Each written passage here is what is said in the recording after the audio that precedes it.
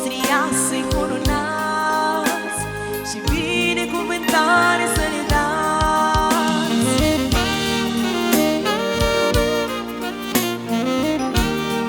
Foarte bine, dragilor! Dragi nași, să nu uitați că de astăzi familiile dumneavoastră s-au mărit.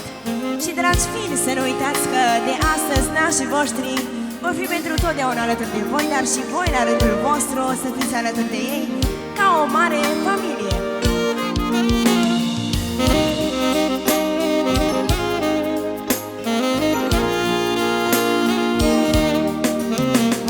Atâta bucurie se simte în privire, că voi sunteți alături de mireasă și de mire. Ascultat cu drag și atâta nerăbdare cu fiii voștri azi.